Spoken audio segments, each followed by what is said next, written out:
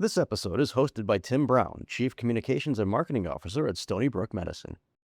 Disclaimer: the information provided in this podcast is for educational and informational purposes only and is not intended as a substitute for professional medical advice, diagnosis, or treatment. If you think you may be having a medical emergency, call your doctor or emergency services immediately.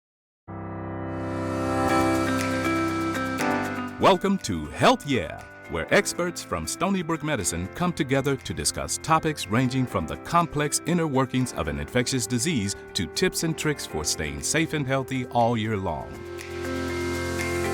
Welcome to Health Yeah. Many of us have experienced one or two or maybe even more physical injuries in our lifetimes, or we at least know someone who has. And when those happen, we've visited a healthcare professional and even done physical therapy possibly to help us get better. Today, we're going to take a deeper dive into this topic and speak with our experts in the field of sports medicine. And we'll learn how they work with patients to prevent injuries, enhance athletic performance, and accelerate recovery for athletes and active individuals. Now, before we get started, I would love to have each one of you introduce yourselves to our audience and tell us a little bit about what you do here at Stony Brook Medicine. So I'm Dr. Stuart Cherney. I'm the Chief of Sports Medicine at Stony Brook University and currently serve as one of the team physicians and have been a team physician at Stony Brook since 1983. So that's when our sports medicine program started on campus, and I've been involved with the teams ever since. Fantastic. And Dr. Cruikshank? So my name is Dr. Brian Cruikshank. I'm a primary care sports medicine physician with Stony Brook University. Kind of do non-operative orthopedics. I'm also the medical director of the university. I've been here for it's about my 13th year here. I grew up on Long Island, from Long Island. Trained out of state for a while, but came back. Great. So, Dr. Cherney, I want to start with you, if we can. You said you were here from the very start, 83, is that what you said, 83? Yes. Years? So you've been doing this for a while. Correct. Why is sports medicine so important? Well, to me personally, almost every doctor who goes into sports medicine was an athlete at one time. And one of the things that kind of hooks us is our own injuries and how our own injuries were treated and our teammates and how their injuries were treated. So that's from a personal perspective. Mm-hmm. And then when you get into medicine, you sort of veer into the areas that you enjoy doing. Yeah. And so, just for me, it was just sort of a natural fit. And I kind of felt like I related to athletes. I was an athlete. So, it was just kind of a good fit. And when you think about sports medicine, I think a lot of folks think of orthopedics, but there is a little bit of a difference. Correct. So today, sports medicine it's kind of a team concept, especially if you're looking at a university where we take care of a lot of different teams, but even for everybody out in the public or recreational athletes.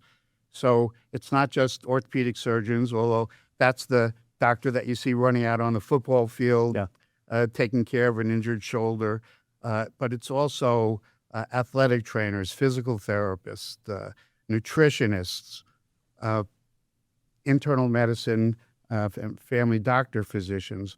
So there's a really broad base of medical specialists who deal with athletes. Interesting. And Dr. Cruikshank, I'm curious, what are some of the more common injuries that you see? And I imagine that's probably changed over the years just with how people are active nowadays and some of the things maybe they do or new sports even. Yeah, I mean, I think it depends on sort of, the injury you're looking at and kind of who's come into the office or on the sideline. On the sidelines, you're going to see more acute injuries. In the office, maybe you'll see an acute injury, somebody that was seen in the ER potentially, or something that happened over the weekend and just kind of popped in on, the office on a Monday or Tuesday, versus a chronic injury that's kind of been around for a while and sort of nagging people and, it's been going on for a couple months. So it kind of varies. For the acute injuries, maybe we'll see occasionally some fractures or fractures we're seeing in the ER for a follow-up, maybe some dislocations. Often they'll see like a shoulder dislocation follow-up or some, more chronic injuries, including like a tendonitis, patellar tendonitis or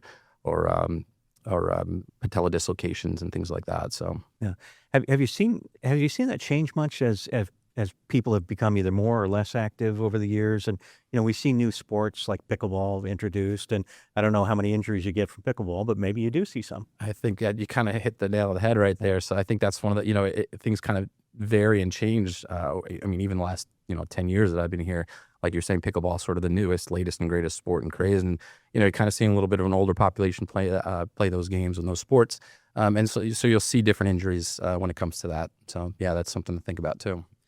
And when you deal with the athletes on the sidelines of Stony Brook here, and these are obviously younger folks, so they're probably a little bit more pliable and healthy as opposed to when somebody like me tries to do those things. What kind of differences do you see, and what kind of advice would you give to maybe the older person trying to get in shape and gets a little crazy with doing things?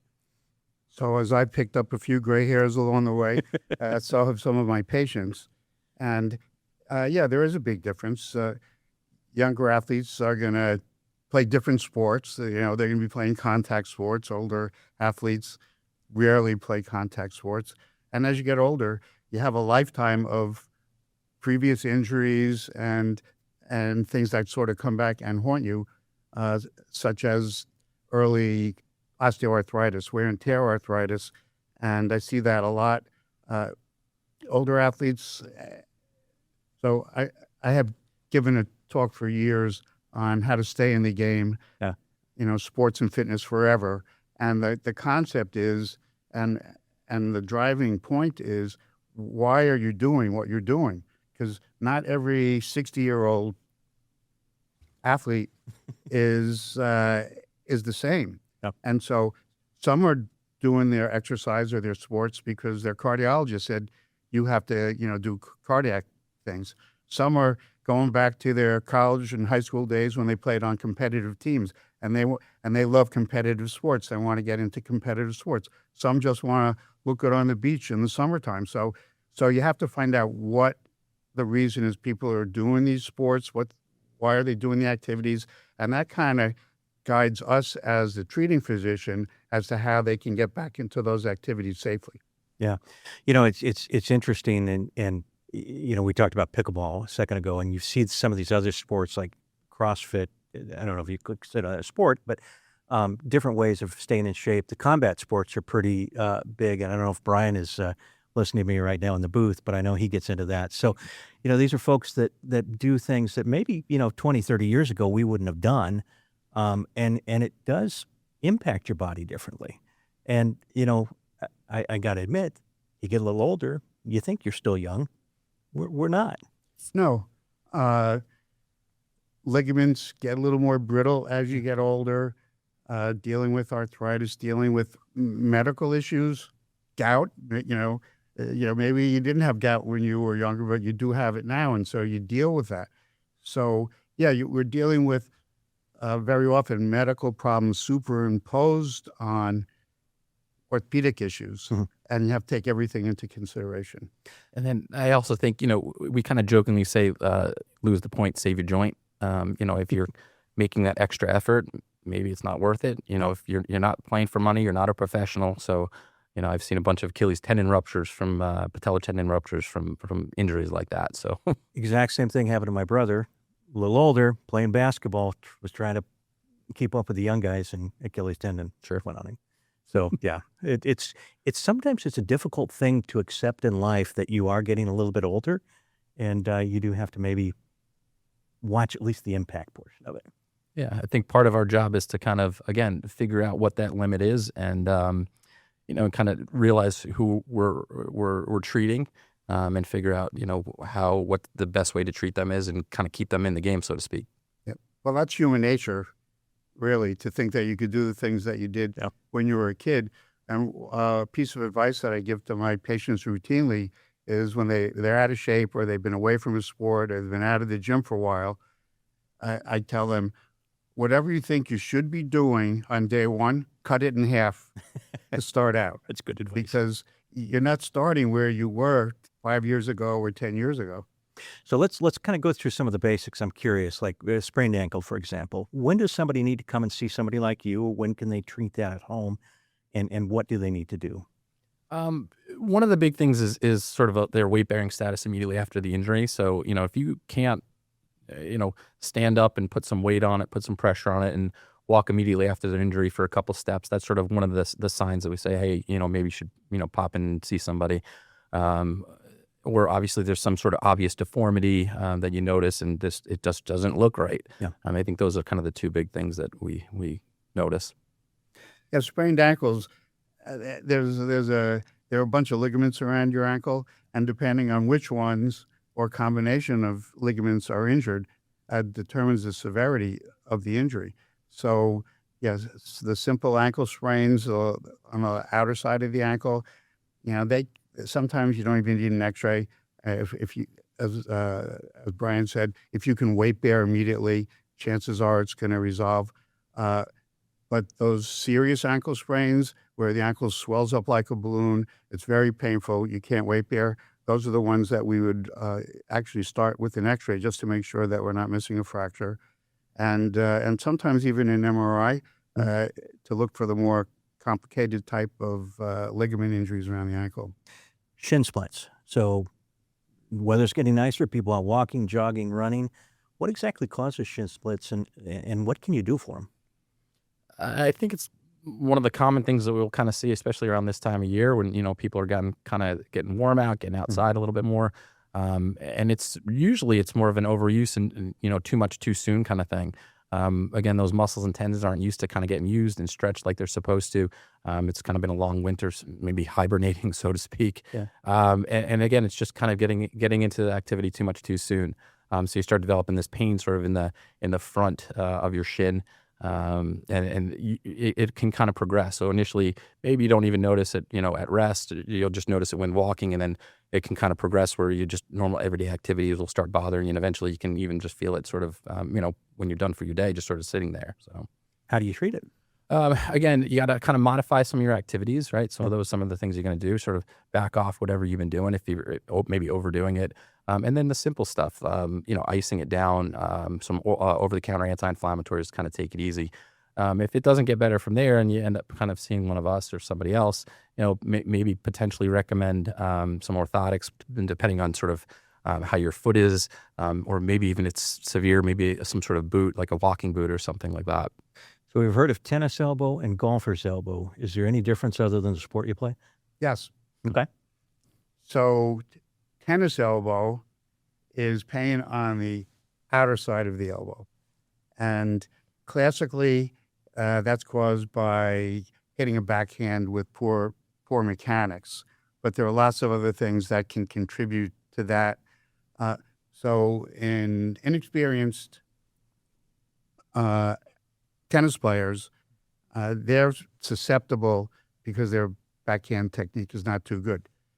In high-level tennis players, they can develop tennis elbow from hitting forehand shots where they're trying to put topspin on the ball and they're coming over the ball really hard.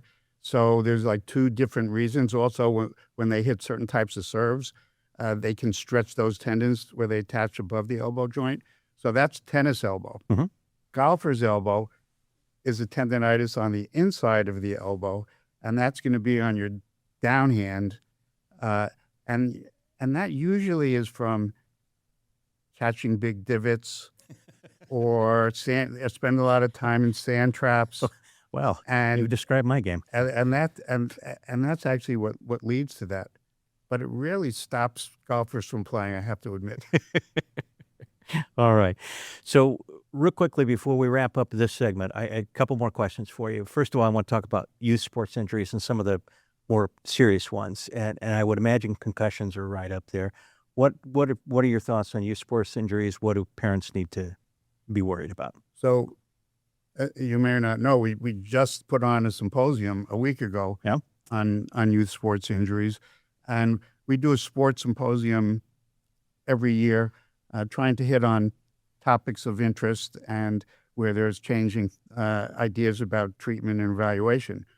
So we've done mental health, we've done game day coverage, we've done female athletes, and this year we did the young athlete. So young athletes, right off the bat, their susceptibility to injuries is largely related to the fact that they're still growing, and the growth areas in the bones around the joints are made of cartilage, and that area is weaker than the surrounding bones. And so damage to those areas can lead to things like little league shoulder, little league elbow. And is that something that sticks with the player then for a long time, or? Not if they get treated early, and Okay. we have a good diagnosis, and they rest and let things heal up before they try to go back. The mistakes that a lot of young athletes and their parents make is that once they start feeling better, maybe in a week or two, because these areas tend to heal up quickly, they go right back to do the same thing that they were doing, and then re-injured. Those turn out to be problems. Final question, Dr. Cruikshank, non-operative options. What does that look like for people with these various injuries? So in terms of youth sports, the typical non-op stuff that I'll see is, I think you kind of mentioned some concussions, head injuries. And I think the big distinguishing factor that a lot of parents sort of need to realize is that in medicine, concussion is a functional injury, not a structural injury. So a lot of parents will go to the emergency room, expecting to get a CT scan or MRI or X-rays or something. And in reality, that's not going to show us the concussion. That you're looking more structure. You're looking for, is there a bleed? Is there a fracture? Maybe something potentially a little more serious. So there's no specific test, unfortunately, that we have right now looking for concussion. A lot of it's based off of signs and symptoms and sort of, what the athlete's experiencing. So, that's a big thing in my practice that I see now, something I train for. And again, we sort of make sure that an athlete is sort of taken care of in terms of both sport-wise and then also academically. That's a big thing because, these kids aren't working, they're in school. And, you just like I said, if somebody sprains their ankle, and they're not going to be able to play sports, unfortunately, concussion, it's going to affect their mental capacity, their concentration. So you don't want a kid to sort of suffer in school because of an injury. So that there's different sort of things we, Good point. take care of. All right. We are going to take a break right now, and then when we come back, we'll have another physician on to discuss more about sports injuries and what can be done.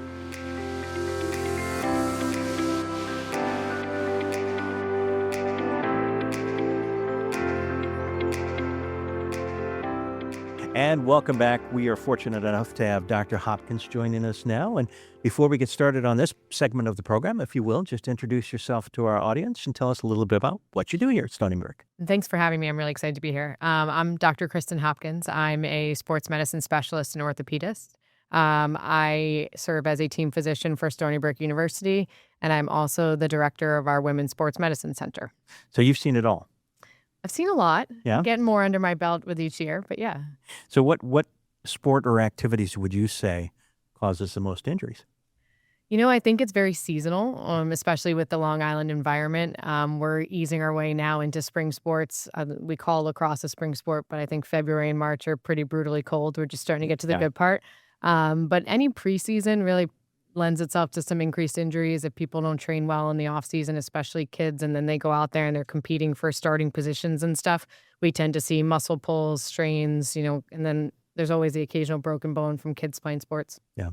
Now, I've always kind of wondered, people make their New Year's resolutions in January and it's always to exercise more. You see a spike in injuries then? For sure. I think also, a good thing for our community and just for general well-being is there's a lot more push for weightlifting and for lifting weights and promoting that as a healthy way to increase bone density for middle-aged females and also just to, maintain cardiovascular health. But without the proper technique and without the proper, training, it definitely leads to overuse injuries and a lot of shoulder and knee injuries that show up in my office. Interesting. So obviously you deal with men and women and children. With female athletes, do you see injuries that tend to be, you see more in female athletes than male athletes? I do. There are definitely some patterns that are valid, and some are for physiologic reasons. There's also, components of hormonal components to things. But our adolescent female athletes, ACL tears are definitely more common in females than in males, up to like even 5 times more common in age-matched studies. Yeah. So why is that?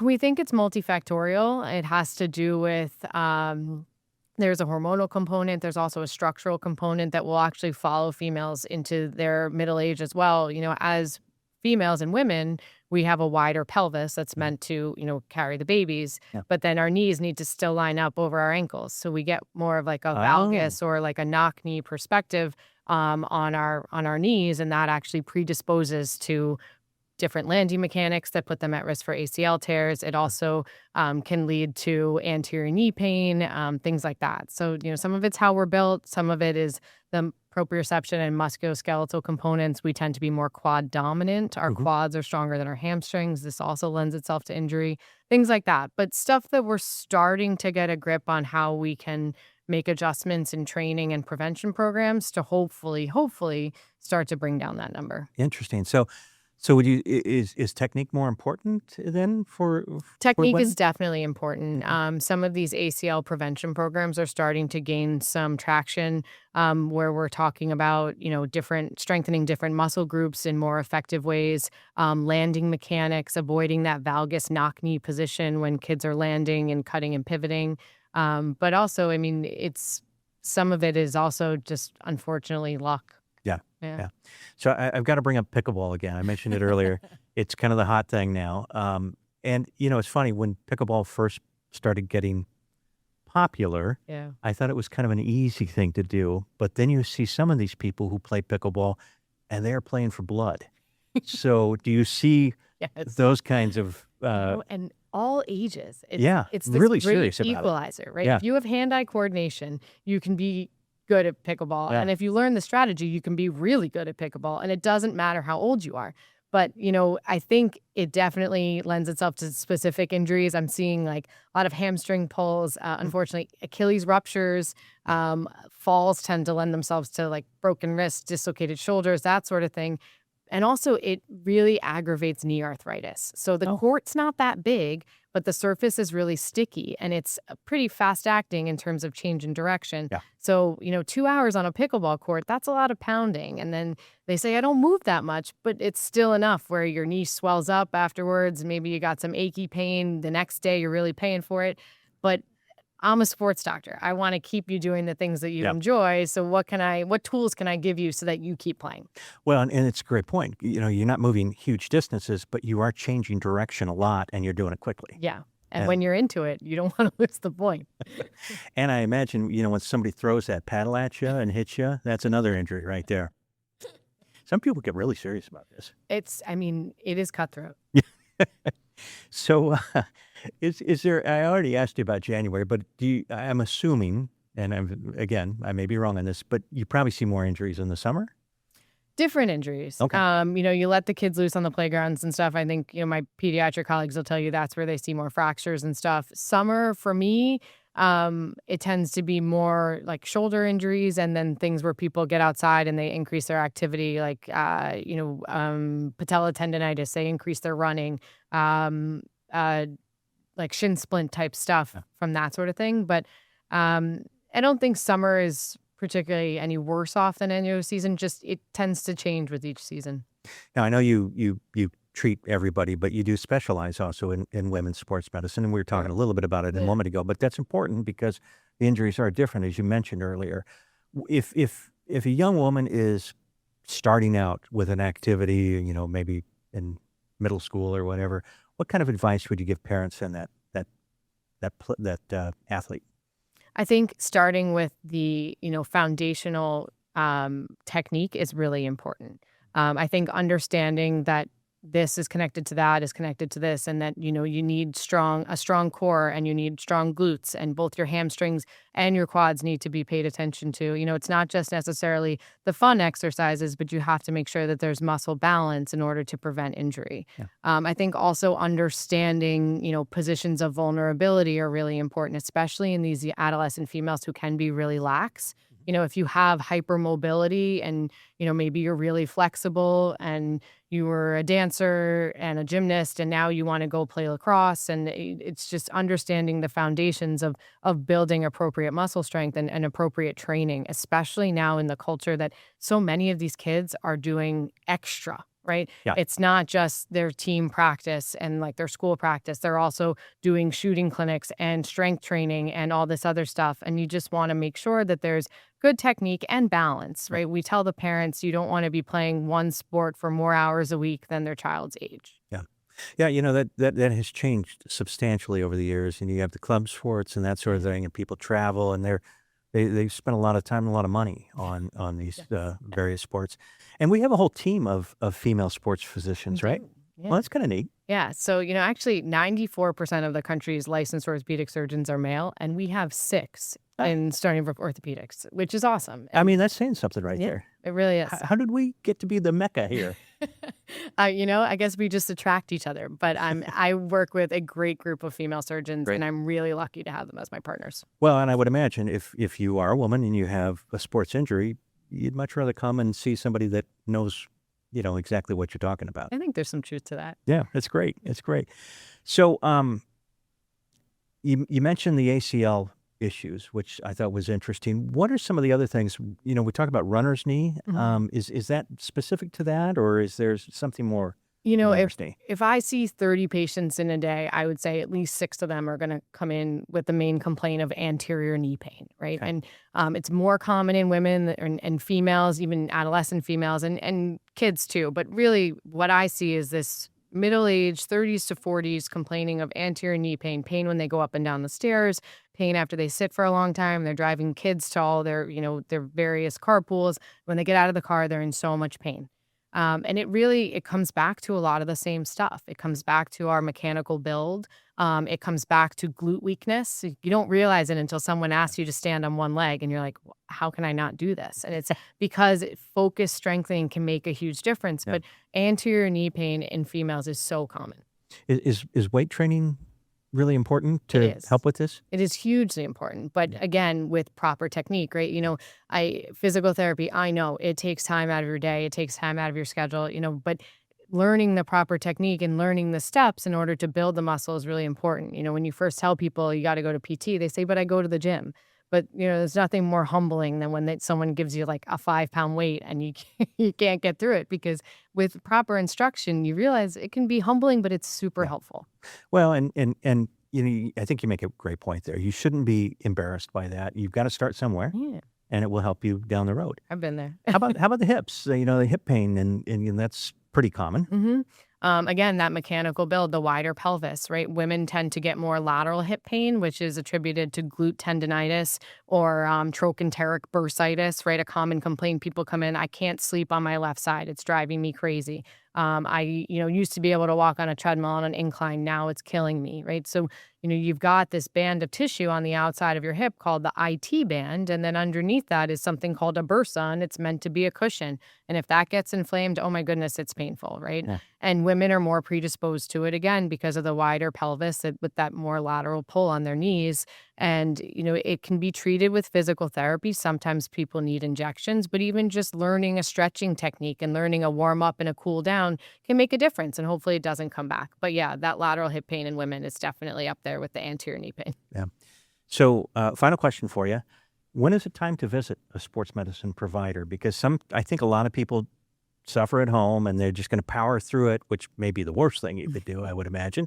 But there's help available. Yeah, my general rule of thumb is something that doesn't respond to a couple days of conservative management. So that means, stopping whatever may have brought on your symptoms. So if it was pickleball, take 3, 4, 5 days off, maybe try a consistent regimen of anti-inflammatories if you can take those medications, ice, heat. And then if it doesn't go away, if it's affecting your sleep, if it's affecting your ability to complete your daily tasks, whether that's work or, childcare related stuff, then you come see us. I mean, what's the harm in it? Yeah, absolutely. You can only feel better. Yeah. Thank you so much for being on the program. It was great. Thank you for having me. Really appreciate it. And thank you to our viewers and listeners. If you found this conversation interesting, don't forget to like and subscribe for more informative health-related content. Stony Brook Medicine is Long Island's premier academic medical center. We transform lives through scientific discovery, education, and care. And we bring together innovative research, advanced education, and extraordinary healthcare expertise to set the standard for how healthy communities thrive. For more information, visit stonybrookmedicine.edu or follow us on social media. Stony Brook Medicine on Instagram, Threads, Facebook, YouTube, and LinkedIn, and Stony Brook Med on X.